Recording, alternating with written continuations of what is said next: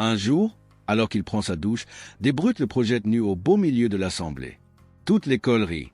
Toute, sauf Calvin Joyner, la star du lycée, qui lui donne sa veste pour se couvrir. Un petit geste qui va tout changer. 20 ans plus tard, Calvin est devenu comptable. Marié à Maggie, sa copine du lycée, il mène une vie ennuyeuse. Lorsqu'il reçoit une demande Facebook d'un certain Bob Stone, il ne reconnaît pas le nom, mais accepte. Et c'est là que tout dérape. Bob Stone, c'est en fait Robbie.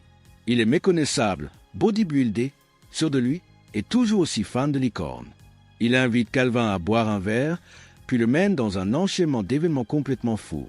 Calvin se retrouve embarqué dans une histoire de secret d'État volé, poursuivi par la CIA, dirigé par l'agent Harris qui affirme que Bob est un traître. Mais Bob clame son innocence. Il parle d'un complot, d'un ancien partenaire mort dans une explosion, et d'un cyberterroriste nommé le blaireau noir. La CIA pense que Bob est ce blaireau. Bob pense que son ancien partenaire Phil l'est. Et Calvin, il veut juste rentrer chez lui. Après une série de poursuites à pied, d'explosions, de bastons dans des bureaux et de fuites en Uber, Bob persuade Calvin de l'aider à prouver son innocence. Calvin est pris au piège. La CIA le croit complice et sa femme commence à douter. Mais Calvin découvre que Bob est sincère. Ensemble, ils interrogent Trevor, l'ancien harceleur du lycée, et récupèrent les données de la transaction.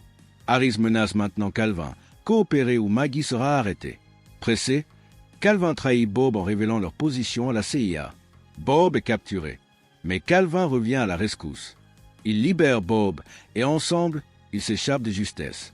Il traque alors le vrai traître à Boston lors d'un échange avec un acheteur. Et surprise, le fameux blaireau noir, c'est Phil. Bob et lui s'affrontent. Calvin, dans un ultime geste héroïque, tente sa fameuse acrobatie ratée du lycée pour distraire Phil. Bob surgit et le neutralise. Les codes sont sauvés, l'identité du vrai traître est dévoilée, et la CIA remercie Bob et Calvin. Calvin retrouve Maggie, sauve son couple, et Bob est invité à la réunion des anciens élèves, où il est couronné roi du bal.